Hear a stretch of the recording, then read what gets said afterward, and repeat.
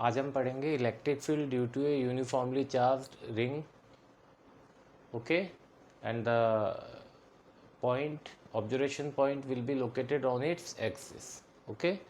तो आज हम एक सर्कुलर रिंग लेंगे जिस पे चार्ज का डिस्ट्रीब्यूशन कर रखा है, और चार्ज का डिस्ट्रीब्यूशन कैसा है, यूनिफॉर्म चार्ज डिस्ट्रीब्यूशन, ओके। उस रिंग के कारण, कंप्लीट रिंग के कारण हम उसके एक्सिस के ऊपर किसी लोकेशन पे, किसी पॉइंट पे हम इलेक्ट्रिक फील्ड फाइंड आउट करेंगे, okay. So this is the ring. इस पे हमने चार्जेस का डिस्ट्रीब्यूशन कैसा कर रखा है, यूनिफॉर्म चार्ज डिस्ट्रीब्यूशन, यानी इसकी हर यूनिट लेंथ पे नंबर ऑफ चार्जेस कैसे हैं, same. The amount of charges per unit length is same, therefore the distribution is known as uniform distribution. Suppose we have given it q charges and its radius is r, this is its center।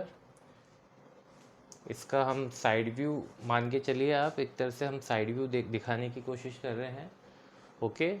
Complete side view तो दिख नहीं सकता है, otherwise ring का हम केवल एक ही portion देख पाएंगे। तो इसको आप थोड़ा सा इमेजिन करना है आपने, ओके। ये इस तरह की रिंग है और ये इसकी एक्सिस है। एक्सिस किसको बोलते हैं, रिंग की एक्सिस कौन सी लाइन होती है, the line normal to plane of the ring and passing through its centre, this line is known as axis of the ring. तो इस लाइन के ऊपर एक ऑब्जर्वेशन पॉइंट हम लेंगे like this,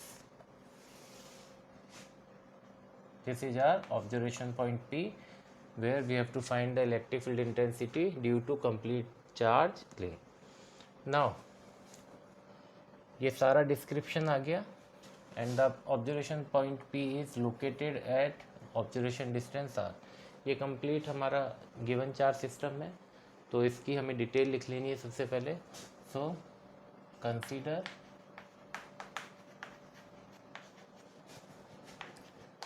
A charged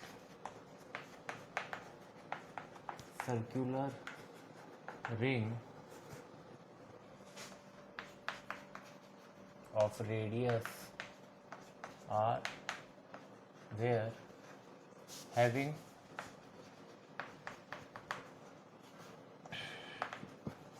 linear charge density lambda, okay, where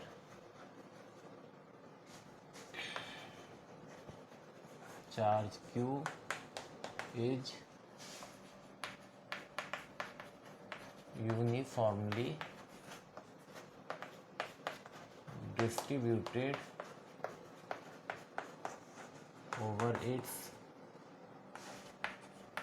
entire length। इसकी length कितनी ली हमने, L। Now P is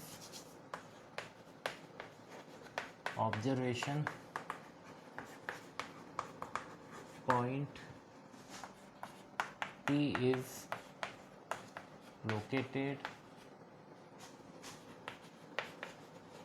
on the axis of the ring at distance r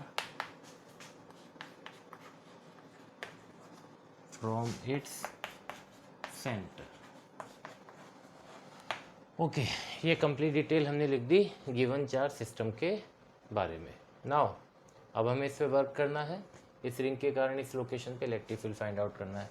तो इसके लिए हम कौन सी प्रोसेस अपनाएंगे, तो याद रखिए यहाँ पे हम गॉस लॉ को यूज़ में नहीं लेंगे, we will use point charge formula, okay. Point charge का जो कूलाम का फार्मूला है इलेक्ट्रिक फील्ड का, उसके थ्रू हम इस पूरी रिंग से इलेक्ट्रिक फील्ड फाइंड आउट करेंगे। तो इसके लिए हम क्या करते हैं, हम इस पूरी रिंग के ऊपर दो लेंथ सेगमेंट्स चूज करते हैं, यानी हम एक पेयर लेंगे दो लेंथ सेगमेंट्स का। एक लेंथ सेगमेंट चूज करते हैं यहाँ पे, ओके, इसका नाम दे दिया हमने A, और जस्ट इस लेंथ सेगमेंट के अपोजिट, इसके जस्ट अपोजिट यानी इसकी डायमीटर के दूसरे एंड पे हम दूसरा लेंथ सेगमेंट चूज करते हैं, इसका नाम दिया हमने B, ओके। इस लेंथ सेगमेंट की जो लेंथ है वो है dl, और ये छोटा सा लेंथ सेगमेंट है इसलिए इसकी लेंथ भी कैसी है, छोटी सी dl। कंप्लीट लेंथ हमने कितनी ली है रिंग की, l, और उसमें से छोटे से लेंथ सेगमेंट की लेंथ कितनी है dl। ये इतना छोटा है कि हम इसको इसके अंदर जो चार्जेस हैं, इस dl के अंदर जो चार्जेस हैं उनको हम क्या कहते हैं, dq चार्जेस। dq चार्जेस कहाँ पर है, इस dl लेंथ के अंदर। ऐसे ही ये भी dl लेंथ का सेगमेंट है और इसके अंदर भी कितने चार्जेस हैं, dq चार्जेस। ओके, क्योंकि सेगमेंट बहुत छोटा है तो इसलिए इस सेगमेंट को हम पॉइंट चार्ज के जैसे कंसीडर कर सकते हैं। ओके, नाउ अगर ये पॉइंट चार्ज के जैसे हम इसको कंसीडर कर रहे हैं तो ऑब्वियसली ये पॉइंट चार्ज के जैसे बिहेव करेगा। तो ये वाला जो पॉइंट चार्ज है वो P पे जो इलेक्ट्रिक फील्ड बनाएगा उसकी डायरेक्शन कैसी होगी, तो कोई भी पॉइंट चार्ज होता है वो नॉन यूनिफॉर्म इलेक्ट्रिक फील्ड बनाता है, डेट इज़ रेडियली आउटवर्ड। अगर पॉजिटिव चार्ज है तो रेडियली आउटवर्ड, अगर नेगेटिव चार्ज है तो रेडियली इनवर्ड। ओके, सो यहाँ पे क्या करना है, ये वाला पॉइंट चार्ज यानी कि ये dq चार्ज यहाँ पे इलेक्ट्रिक फील्ड बनाता है ऐसे। ओके, ये, और इस इलेक्ट्रिक फील्ड का हमने नाम दिया DEA। ओके, छोटा सा चार्ज है, मैग्नीट्यूड काफ़ी छोटा है चार्ज का, इसलिए इलेक्ट्रिक फील्ड का मैग्नीट्यूड भी कैसा होगा, काफ़ी छोटा होगा। ऐसे ही इसके जस्ट अपोजिट वाला जो लेंथ सेगमेंट है, ये B लोकेशन पे है जो ये वाला लेंथ सेगमेंट, इसके अंदर भी चार्ज कितना है, dq, तो ये भी अपने पॉइंट चार्ज के अकॉर्डिंग इलेक्ट्रिक फील्ड बनाता है इस डायरेक्शन में। ओके, इसको नाम दिया हमने DEB। ओके, तो फिर हम क्या देखते हैं कि ये वाला A वाला जो इलेक्ट्रिक फील्ड बनाता है वो इस डायरेक्शन में, B वाला जो पार्ट है वो बनाता है इलेक्ट्रिक फील्ड इस डायरेक्शन में, यानी दोनों लेंथ सेगमेंट्स दो डिफरेंट डायरेक्शन में इलेक्ट्रिक फील्ड बनाते हैं। नाउ यहाँ पे नेट इलेक्ट्रिक फील्ड कैसे मिलेगा, तो ये दोनों क्या है, वेक्टर क्वांटिटीज हैं। If both are vector quantities we can resolve them into their vector components. Okay, so ये दोनों को हम इनके वेक्टर कंपोनेंट्स में तोड़ सकते हैं। तो अभी तक जितना हमने किया उसके लिए हम थोड़ा सा डिटेल लिख लेते हैं, बिकॉज एग्जाम के अंदर जब पूछा जाता है तो थोड़ा आपने थ्योरी पोर्शन को भी कंसिडर करना है, डायरेक्ट सारी चीज़ें नहीं लिखनी है। Okay, so take a pair of two length segments A and B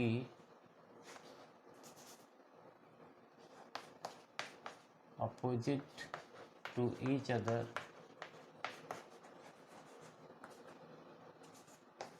of same length dl and same charge dq on the ring, charge ring. Okay, so take a pair of two length segments AB opposite to each other of same length dl and same charge dq on the charge ring. Now इन दोनों का electric field कितना है, DEA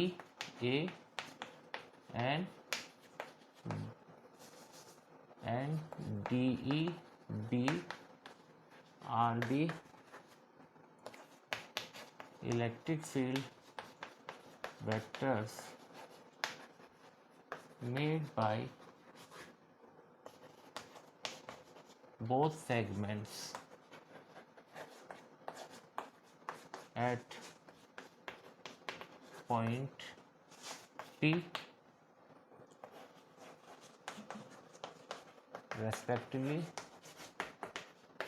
into different directions. Okay, now अब ये दोनों अलग अलग direction में है, ठीक है। अब एक चीज़ और देखिए, इसकी रेडियस है r और ऑब्जर्वेशन डिस्टेंस कितना है, स्मॉल r। तो हमारे पास ये वाले डिस्टेंस पे आ गई, बिकॉज ये एक राइट एंगल ट्रायंगल है। तो ये वाली डिस्टेंस कितनी होगी, r square plus r square under root. ये भी कितनी होगी, r square plus r square under root. Observation point जो P है वो दोनों सेगमेंट A और B से कैसा है, इक्वल डिस्टेंस पे है। यानी इन दोनों पॉइंट चार्जेस DQ से, ये भी DQ ये भी DQ, इन दोनों पॉइंट चार्जेस से ये वाला पॉइंट कैसा है, सेम डिस्टेंस पे है। इन दोनों चार्जेस का, पॉइंट चार्जेस का मैग्नीट्यूड कैसा है, सेम है। तो according two point charge formula ये दोनों चार्जेस यहाँ पे जो इलेक्ट्रिक फील्ड बनाएंगे उसका मैग्नीट्यूड कैसा होगा, सेम होगा। ओके, क्योंकि सेम डिस्टेंस है और सेम मैग्नीट्यूड है, तो यहाँ पे इन दोनों का जो इलेक्ट्रिक फील्ड होगा वो कैसा होगा, सेम होगा। सो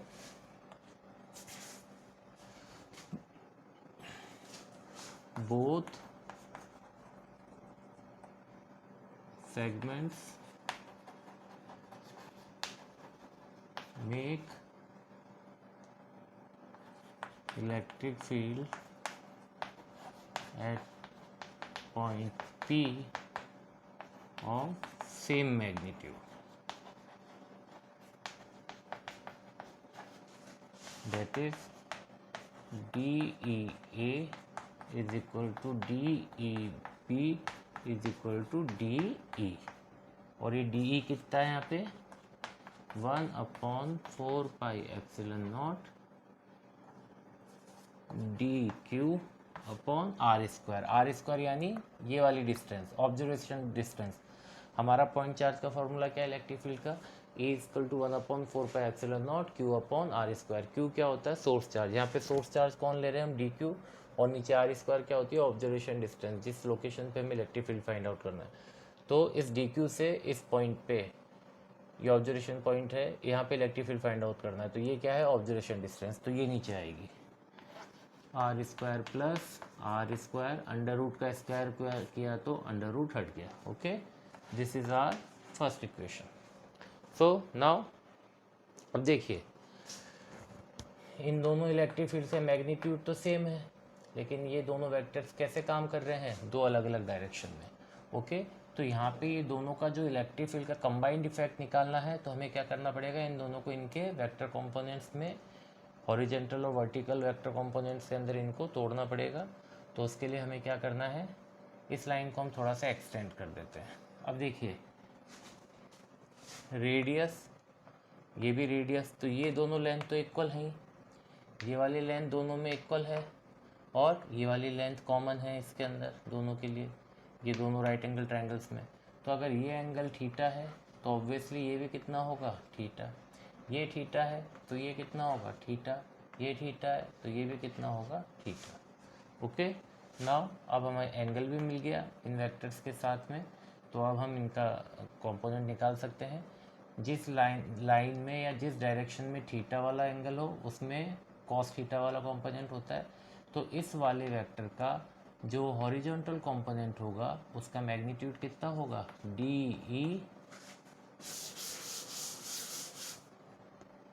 DE B cos थीटा। ऐसे ही इस वाले कंपोनेंट का जो वेक्टर कंपोनेंट होगा हॉरिजॉन्टल डायरेक्शन में, उसका मैग्नीट्यूड कितना होगा, DEA cos थीटा। ओके, अब ऐसे ही इस वाले वेक्टर का वर्टिकल कंपोनेंट कैसा होगा, वर्टिकल अपवर्ड डायरेक्शन में होगा, क्योंकि इस वेक्टर को अपने दोनों कंपोनेंट्स के बीच में आना है। तो ऑब्वियसली इसका जो वेक्टर कंपोनेंट होगा, वर्टिकल कंपोनेंट होगा, वो वर्टिकल कंपोनेंट कौन सा होगा, वर्टिकल अपवर्ड डायरेक्शन का। और ये कितना होगा, इसका मैग्नीट्यूड कितना होगा, DEB sin theta. So like this, इस वाले वेक्टर का जो वर्टिकल कंपोनेंट है वो किस तरफ होगा, वर्टिकली डाउनवर्ड, और उसका मैग्नीट्यूड कितना होगा, DEA sin थीटा। ओके, तो हमने क्या करा, जो वेक्टर्स हैं DEA और DEB, इन दोनों को इनके कंपोनेंट्स में रिजॉल्व किया है। तो क्या होगा उससे, देखिए DEA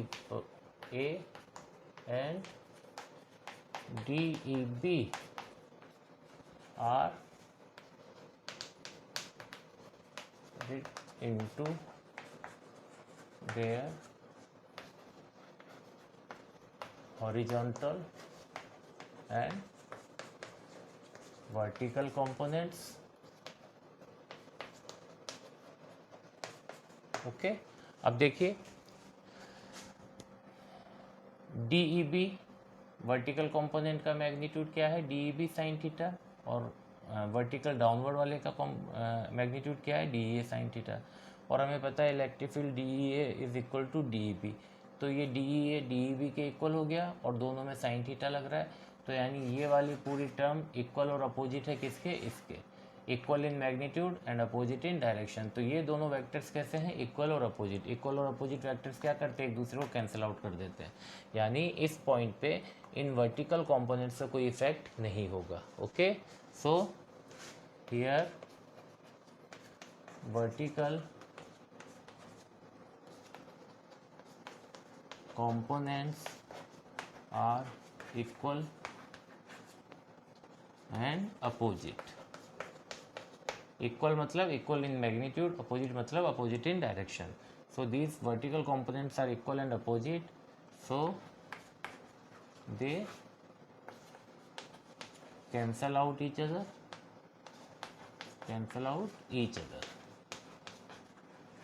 okay.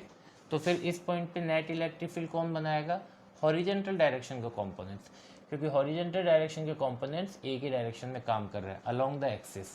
Okay, along the axis outward, so only horizontal components are added up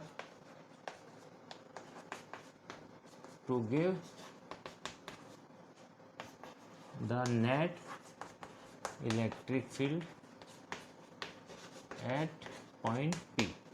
Okay, so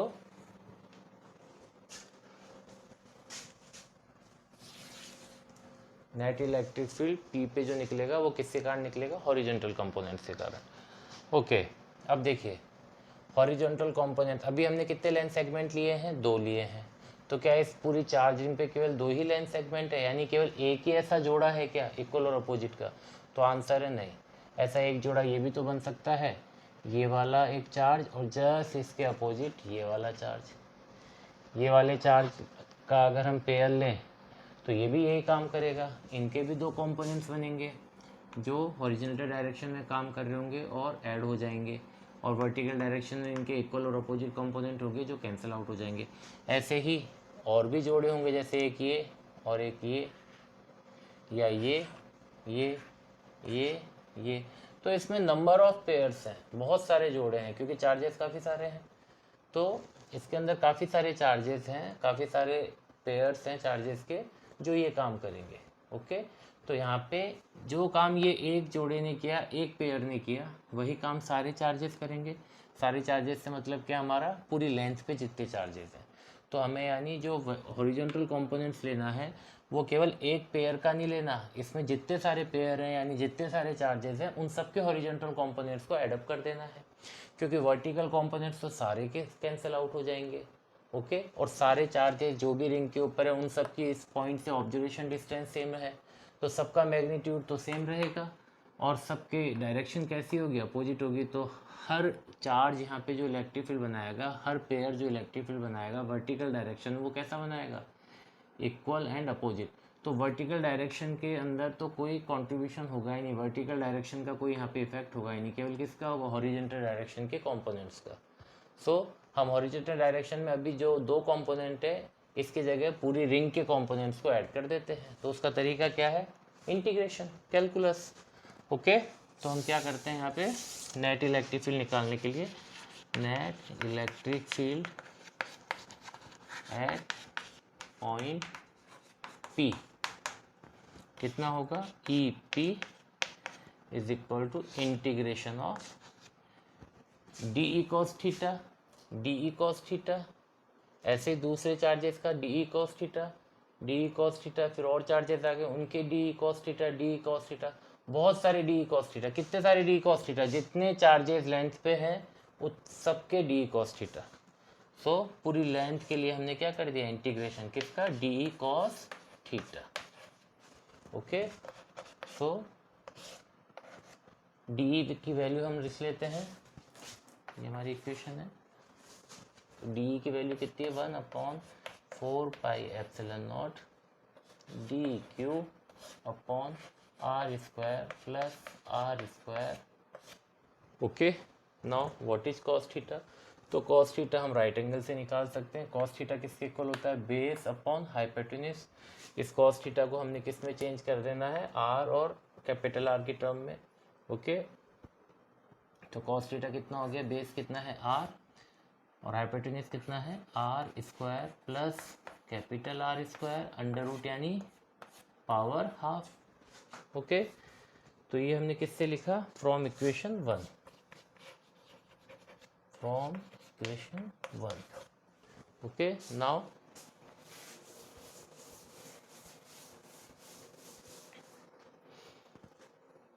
E P net electric field at point P. अब देखिए इस पूरी टर्म में कौन कौन सी चीज़ें कांस्टेंट है, कौन कौन से क्वांटिटीज वेरिएबल है, वो हमें चेक कर लेना है। क्योंकि जो भी कांस्टेंट्स होंगे वो इंटीग्रेशन के बाहर आ जाएंगे, अंदर केवल कौन सी क्वांटिटीज रहेगी, variable quantities. Okay, now look 1/4 pi epsilon not constant है। ओके, आर ऑब्जर्वेशन डिस्टेंस, अगर हम ऑब्जर्वेशन पॉइंट की पोजीशन चेंज नहीं कर रहे यानी इसको आगे पीछे नहीं कर रहे तो ये भी कांस्टेंट है आर भी। जो रिंग है that is a given ring. Okay, तो इसका रेडियस भी फिक्स है, कांस्टेंट है। तो एक ही चीज़ वेरिएबल दिख रही है, वो क्या है, charge D Q. D Q अभी इतना है, ये कभी भी बड़ा हो सकता है, यानी इसका मैग्नीट्यूड, नंबर ऑफ चार्जेस बढ़ेंगे तो इसका मैग्नीट्यूड भी बढ़ सकता है। तो यही एक चीज़ यहाँ पे वेरिएबल है। तो डी क्यू को छोड़ के बाकी सारी क्वांटिटीज़ बाहर निकाल लेते हैं। So 1/4 pi epsilon naught R upon are square plus are square की पावर 3/2 और अंदर कौन रह गया पूरी लेंथ के लिए, d q. Okay, now we will introduce linear charge density. Okay, now since linear charge density lambda is equal to q upon l यानी coulomb per metre. Okay, so lambda is equal to d Q upon d l. So d q is equal to lambda d l. Okay, अब देखिए यहाँ पे एक चीज़, what is linear charge density, the charge per unit length. Okay, ये एक ring जो है ये एक्चुअल में वायर ही तो है, तार ही तो है। ऐसे चार्जेस रखे हैं तार पे, हमने क्या करा, इसके दोनों एंड्स को पकड़ा और ऐसे घुमा के मिला दिया, तो ये क्या बन गई, रिंग बन गई। अब देखिए जहाँ पे चार्ज का डिस्ट्रीब्यूशन यूनिफॉर्म होता है वहाँ पे उस लेंथ में जो लीनियर चार्ज डेंसिटी होती है वो हर पॉइंट पे कैसी होती है, सेम होती है, यानी कांस्टेंट होती है। फॉर एग्जांपल अगर हम इतना सा लेंथ सेगमेंट लेंगे, ओके, तो इसकी लीनियर चार्ज डेंसिटी जो भी होगी मान लेते 5 है, तो वही आप दूसरी जगह लेंथ सेगमेंट लीजिए वहाँ भी 5 आएगी। आपने थोड़ा बड़ा लेंथ सेगमेंट लिया, ओके, तो भी लीनियर चार्ज डेंसिटी कैसी आएगी, 5 आएगी। पूरी लेंथ के लिए लेंगे तो भी कैसी आएगी, 5 आएगी। ऐसा क्यों, क्योंकि चार्ज का डिस्ट्रीब्यूशन कैसा है, यूनिफॉर्म है। ओके, तो फॉर एग्जांपल जैसे ये रिंग है, इस रिंग की जो लेंथ है वो कितनी है, 100 सेंटीमीटर, और सपोज इस 100 सेंटीमीटर में हमने कितने चार्जेस दिए, एल तो 100 सेंटीमीटर और चार्जेस कितने दिए हमने, 500। तो इसकी चार्ज लीनियर चार्ज डेंसिटी कितनी होगी, 500 अपॉन 100 कितनी हुई, 5। ओके, अब हमने क्या करा, पूरी लेंथ नहीं ली, हमने इसमें से एक छोटा सा लेंथ सेगमेंट लिया, कितने सेंटीमीटर का, 10 सेंटीमीटर का। 10 सेंटीमीटर के अंदर हमने देखा कितने नंबर ऑफ चार्जेस हैं, तो यहाँ से तो हमें पता चल गया 5 चार्जेस पर यूनिट लेंथ। तो 10 सेंटीमीटर के अंदर कितने चार्जेस होंगे, 50 चार्जेस। ओके, तो इधर कितनी आएगी लीनियर चार्ज डेंसिटी 5। अब हमने दूसरी जगह से देखा, हमने कोई और सेगमेंट पकड़ा इसमें, उसके अंदर चेक किया, तो हमने वो सेगमेंट लिया, मान लेते लेंथ का 20 का। ओके, तो 20 का लिया, उस 20 सेंटीमीटर लेंथ में हमने देखा कितने चार्जेस बैठे हुए हैं, 100 चार्जेस बैठे हुए हैं, तो वापस से लीनियर चार्ज डेंसिटी कितनी आई 5। तो कहने का मतलब ये है कि कंप्लीट लेंथ के लिए लीनियर चार्ज डेंसिटी कितनी 5। उसमें अगर यूनिफॉर्म चार्ज डिस्ट्रीब्यूशन है तो कोई सा भी लेंथ सेगमेंट उठाइए, आपको लीनियर चार्ज डेंसिटी कैसी मिलेगी, सेम। तो यानी इस लेंथ पे, इस रिंग के ऊपर जहाँ पे चार्ज का डिस्ट्रीब्यूशन यूनिफॉर्म है, इस पूरी लेंथ के ऊपर किसी भी पॉइंट पे आप लीनियर चार्ज डेंसिटी चेक करेंगे तो वो कैसी है, कांस्टेंट है। तो याद रख लीजिए, अगर डिस्ट्रीब्यूशन यूनिफॉर्म होता है चार्जेस का, तो चाहे लीनियर चार्ज डेंसिटी हो, चाहे सरफेस का केस हो तो सरफेस चार्ज डेंसिटी हो, वो कांस्टेंट मिलेगी। अगर यहाँ पे डिस्ट्रीब्यूशन नॉन यूनिफॉर्म होता तो जो लीनियर चार्ज डेंसिटी होती वो कैसी होती, local linear charge density. Local यानी एक पर्टिकुलर लोकेशन के लिए लीनियर चार्ज डेंसिटी अलग होती, इस लोकेशन के लिए लीनियर चार्ज डेंसिटी अलग होती नॉन यूनिफॉर्म के अंदर।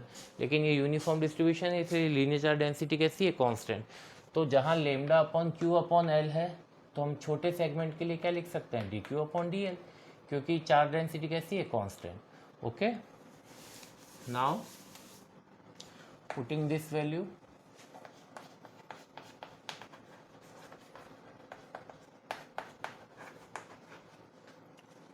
तो हमें क्या मिलता है, E P is equal to 1/4πε0 r square plus are square power 3/2। अंदर कौन आ जाएगा इंटीग्रेशन के, लेमडा इंटू डी एल। तो डी क्यू वेरिएबल से कौन सा वेरिएबल मिल गया, डी एल। लेमडा तो कांस्टेंट है अभी हमने कहा, तो लेमडा को बाहर निकाल लेते हैं, ये आ गया लेमडा बाहर। तो अब इंटीग्रेशन केवल किसका होगा, डी एल का। ओके, डी एल एक छोटा सा लेंथ सेगमेंट, पूरी कंप्लीट की बात करें लेंथ की, तो पूरी कंप्लीट लेंथ हमने कितनी मानी है, एल। तो डी एल की जगह पे हम क्या लिख सकते हैं इंटीग्रेशन करके, कैलकुलस की हेल्प से, 1/4πε0 लेमडा, डी एल की जगह l r upon are square plus are square 3/2। Okay, ये किसके लिए, for whole ring, whole ring. Okay, now अब इस डायग्राम की जरूरत नहीं है।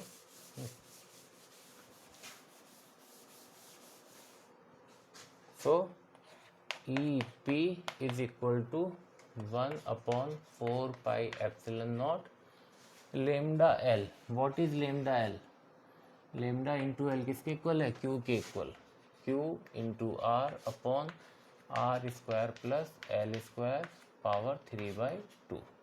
So this is a general formula. Okay, so electric field at a location on the axis of a circular charged ring. Okay, तो ये है इलेक्ट्रिक फील्ड का फॉर्मूला, जो एक रिंग अपने एक्सिस के ऊपर किसी लोकेशन पे बनाती है। अब इसके स्पेशल केसेस देखिए।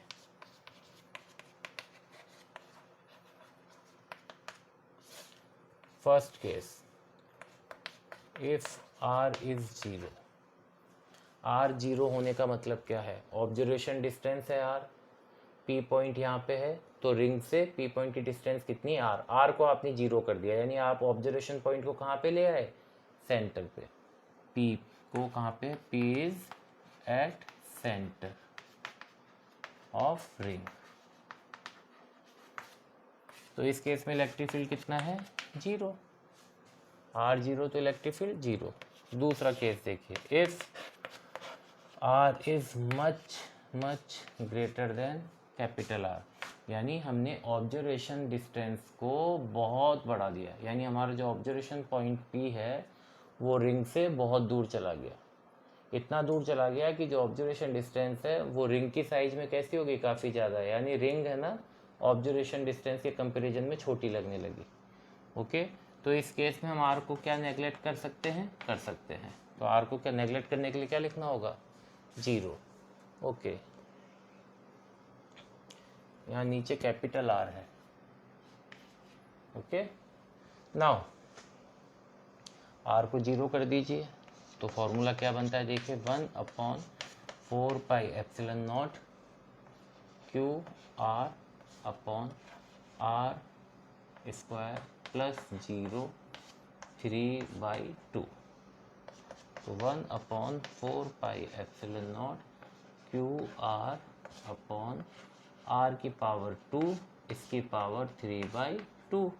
2 से 2 कैंसिल आउट हो गया, तो बना 1/4πε0 क्यू आर अपॉन आर की पावर क्यू, और यहाँ से ये कैंसिल आउट हो गया। तो फिर हमें फाइनल फार्मूला क्या मिला, फाइनल फार्मूला हमें मिला E P 1/4πε0 q upon are square. Okay, ये नीचे आर क्यूब है, ऊपर आर है, तो नीचे क्या रह जाएगा, आर स्क्वायर आफ्टर कैंसिलेशन। तो ये फॉर्मूला हमें किसकी याद दिलाता है, ये हमें पॉइंट चार्ज की याद दिलाता है। एक पॉइंट चार्ज यानी सोर्स चार्ज क्यू है, जो अपने से आर डिस्टेंस पे कितना इलेक्ट्रिक फील्ड बनाता है, ई पी इलेक्ट्रिक फील्ड बनाता है इस मैग्नीट्यूड का। सो जब ऑब्जर्वेशन डिस्टेंस रिंग की साइज से काफ़ी ज़्यादा हो जाए, या यूँ कह दीजिए रिंग का साइज अगर ऑब्जर्वेशन डिस्टेंस के कंपैरिजन में छोटा पड़ जाए, तो उस केस में जो रिंग है वो पॉइंट चार्ज के जैसे बिहेव करती है। Okay, so ring will behave as a point charge. इस कॉन्सेप्ट को अच्छे से समझ लीजिए, हमेशा ध्यान रखिए ये पॉइंट चार्ज नहीं, कोई सा भी चार्ज सिस्टम है उन सब पे लागू होती है बात। यहाँ तक कि शीट और प्लेट के केस में भी लागू होती है, जहाँ पे इलेक्ट्रिक फील्ड हम कहते हैं इज इंडिपेंडेंट ऑफ आर। ये हमारी रिंग है। ओके, ये ऑब्जर्वेशन पॉइंट पी है। जितना दूर ऑब्जर्वेशन पॉइंट को लेके जाएंगे, देखिए ये रिंग का डायमीटर, ये ऑब्जर्वेशन पॉइंट पी, इस ऑब्जर्वेशन पॉइंट पी को, ये ऑब्जर्वेशन डिस्टेंस, इस ऑब्जर्वेशन पॉइंट पी को हम पीछे ले गए और यहाँ पे लेके गए। ओके, फिर यहाँ लेके गए। जैसे जैसे हम दूर जा रहे हैं, हम क्या देखते हैं, ये वाला एंगल छोटा होता जा रहा है, और एक ऐसी सिचुएशन आएगी कि हम इतना दूर चले जाएंगे कि ये एंगल अप्रोच कर जाएगा किसको, जीरो को। जब ये एंगल जीरो हो जाएगा, उस केस में ये दोनों लाइंस आपस में कैसे हो जाएंगी, पैरेलल। ये दोनों लाइंस आपस में पैरेलल आ रही हैं, हमारे पास दो लाइंस पैरेलल आ रही है, एक लोकेशन पे दो लाइंस पैरेलल आ रही है। इट मीन्स वो दोनों लाइंस एक लोकेशन से आ रही हैं, यानी ये जो ए और बी हमने दो लेंथ सेगमेंट लिए थे, जब ऑब्जर्वेशन डिस्टेंस बढ़ जाएगा, ये वाला एंगल जब जीरो हो जाएगा, ये दोनों पैरेलल हो जाएंगी। इट मीन्स ए और बी एक लोकेशन पे आ गए। जब ए और बी एक लोकेशन पे आ गए, तो इसका मतलब डायमीटर का क्या हुआ, डायमीटर ख़त्म हो गई। ये दोनों एक लोकेशन पे आ गए, डायमीटर ख़त्म हो गई, यानी सारे चार्जेस एक ही पॉइंट पे आ गए। ओके, तो उस केस में रिंग किसके जैसे बिहेव करेगी, पॉइंट चार्ज के जैसे। अब सपोज इसकी जगह कोई और साइज का या शेप का ऑब्जेक्ट होता तो भी यही सेम सिचुएशन होती। हम इसको देखते हैं यहाँ से खड़े होकर, हमें ट्राइंगल दिखता है, थोड़ा दूर जाके देखेंगे तो हमें ये छोटा ट्राइंगल दिखेगा ऐसे, थोड़ा और दूर जाके देखेंगे तो और छोटा ट्राइंगल दिखेगा। हम एक बार इतनी दूर चले जाते हैं कि ये जो ट्राइंगल दिख रहा था हमें, कुछ देर बाद इसकी साइड्स है जो वो छोटी होती जा रही है, और कुछ टाइम बाद ये सारी साइड्स एक ही जगह पे कलेक्ट हो जाएंगी, कंसंट्रेट हो जाएंगी। तो उस केस में ट्राइंगल हमें क्या दिखने लगेगा, पॉइंट ऑब्जेक्ट। ओके, तो जब ऑब्जर्वेशन डिस्टेंस ऑब्जेक्ट की साइज से बहुत ज़्यादा हो जाती है, या यूँ कह दीजिए ऑब्जेक्ट का साइज ऑब्जर्वेशन डिस्टेंस के कंपैरिजन में काफ़ी छोटा रह जाता है, तो उस केस में हम ऑब्जेक्ट को पॉइंट ऑब्जेक्ट कंसीडर करते हैं। वही बात यहाँ पे लागू हो रही है। अगर हमने ऑब्जर्वेशन डिस्टेंस बढ़ा दी, तो जो ये रिंग है, रिंग वाला ऑब्जेक्ट है, ये क्या बन जाएगा, पॉइंट ऑब्जेक्ट। ये रिंग वाला चार्ज है, पॉइंट चार्ज बन जाएगा। Okay, so this is the reason why a ring behaves as a point charge. When observation distance is much greater than the size of the ring. Okay, now third case देखिए, maximum electric field कहाँ पे मिलेगा। Okay, इस फॉर्मूले के अंदर maximum electric field कहाँ पे मिलेगा, ये हमारी रिंग है, ठीक है, इस पे चार्जेस फैले हुए हैं, ये हमारा ऑब्जर्वेशन पॉइंट पी है। हमने क्या करा, चेक करा। ओके, हम ऐसे सेंटर पे थे तब इलेक्ट्रिक फील्ड कितना बन रहा था, 0। हम सेंटर से आगे गए, 1 2 3, ऐसे इलेक्ट्रिक फील्ड बढ़ता जा रहा है, बढ़ता जा रहा है, बढ़ता जा रहा है, और एक लोकेशन ऐसी आती है जहाँ पे इलेक्ट्रिक फील्ड मैक्सिमम मिलता है, 100। ओके, तो आज तक तो हमने पॉइंट चार्ज के फॉर्मूले के थ्रू यही समझा है कि डिस्टेंस इंक्रीज होने से इलेक्ट्रिक फील्ड कम होता है, लेकिन यहाँ पे हम कुछ और देखते हैं। यहाँ पे डिस्टेंस बढ़ते बढ़ते, जैसे जैसे डिस्टेंस बढ़ रही है इलेक्ट्रिक फील्ड की वैल्यू बढ़ती जा रही है। जैसे जैसे डिस्टेंस बढ़ रही है इलेक्ट्रिक फील्ड की वैल्यू बढ़ते जा रही है, और एक सिचुएशन आती है जब ये मैक्सिमम इलेक्ट्रिक फील्ड देता है। इसको मैक्सिमम क्यों मान लिया हमने यहीं पे, क्यों, क्योंकि जैसे ही इससे आगे चलते हैं, ऑब्जर्वेशन डिस्टेंस और इंक्रीज करते हैं, तो हम क्या देखते हैं, इलेक्ट्रिक फील्ड डाउन होने लगता है। तो यहाँ से बढ़ना शुरू हुआ, 0 से यहाँ तक पहुँचे 100। हमें उम्मीद थी इसके बाद 110 120 मिलेगा, लेकिन हम क्या देखते हैं, इससे नेक्स्ट मोमेंट पे जैसे इससे आगे बढ़ते हैं, ये 100 से कितना हो जाता है, 90, फिर 80, फिर 70, ऐसे करते करते इनफाइनाइट पे जाके क्या हो जाता है, 0। तो जब हम सेंटर पे हैं तब इलेक्ट्रिक फील्ड कितना है, 0। सेंटर पे हैं तो इलेक्ट्रिक फील्ड 0, और एक लेंथ आती है जहाँ पे ये क्या हो जाता है, मैक्सिमम, और फिर वापस से 0, और इनफाइनाइट पे जाके 0, इस तरह से। ओके, तो ये कौन सा पॉइंट है, इसकी कैलकुलेशन करी हमने with help of calculus, maxima और मिनिमा लगा के। तो देखिए, d E upon d r, अगर d E upon d r इसको डिफ्रेंशिएट करें इक्वल्स टू 0, तो हमें पता है ये इस सिचुएशन में इलेक्ट्रिक फील्ड क्या होगा, मैक्सिमम, और ये आर की लोकेशन बता देता है कि इस पॉइंट पे इस सिचुएशन में आर की क्या वैल्यू होती है। तो आर की वैल्यू होती है इस सिचुएशन में प्लस माइनस कैपिटल आर क्या है, इसकी रेडियस, डिवाइड बाई √2, यानी कि plus minus 0.707 r. Okay, so small r is plus minus 0.707 r. Okay, so जब आर की डिस्टेंस इतनी होगी तब जाके हमें क्या मिलेगा, मैक्सिमम इलेक्ट्रिक फील्ड। और ये किस डायरेक्शन में मिलेगा, दोनों डायरेक्शन में। ये हमारी रिंग है, इसको हम, आप रिंग का साइड व्यू देख रहे हैं। ये जो पॉजिटिवली चार्ज रिंग है, ये अपने एक्सिस के ऊपर जो इलेक्ट्रिक फील्ड बना रही है उसकी डायरेक्शन कैसी है, चूँकि ये पॉजिटिवली चार्ज है, अगर ऑब्जर्वेशन डिस्टेंस इधर है तो इसके लिए electric field along the axis but outward direction. इधर ऑब्जर्वेशन पॉइंट P है तो इसके लिए भी अलोंग द एक्सिस आउटवर्ड, यानी आप चाहे राइट हैंड साइड में हो रिंग के, चाहे लेफ्ट हैंड साइड में हो रिंग के, जो इलेक्ट्रिक फील्ड मिलेगा आपको दोनों साइड में, उसकी डायरेक्शन कैसी होगी, अवे फ्रॉम द सोर्स, यानी आउटवर्ड, और किसके अलोंग होगी, एक्सिस के अलोंग। ओके, तो प्लस के लिए ये और माइनस के लिए, तो ये ग्राफ बन गया आर और ई के बीच में। ये कौन सी लोकेशन है, जब आर किसके इक्वल है, 0.70, यानी r अपॉन √2, इस पॉइंट पे। ओके, ये वाली लोकेशन, और इस पे इलेक्ट्रिक फील्ड क्या कितना होता है, मैक्सिमम होता है। तो फॉर एग्जांपल, जैसे जो चार्ज रिंग है उसकी लेंथ है, उसकी रेडियस है 100 सेंटीमीटर, तो हमसे पूछा बताइए मैक्सिमम इलेक्ट्रिक फील्ड कहाँ मिलेगा, तो आंसर है इसका 70% ले लीजिए। 100 सेंटीमीटर का 70% कितना होता है, 70 सेंटीमीटर। तो मैक्सिमम इलेक्ट्रिक फील्ड कहाँ पे मिलेगा, 70 सेंटीमीटर पे, according to this relation. Okay, 70 centimetre right hand side पे जाइए या 70 सेंटीमीटर लेफ्ट हैंड साइड पे जाइए, दोनों तरफ ही मैक्सिमम इलेक्ट्रिक फील्ड मिलेगा।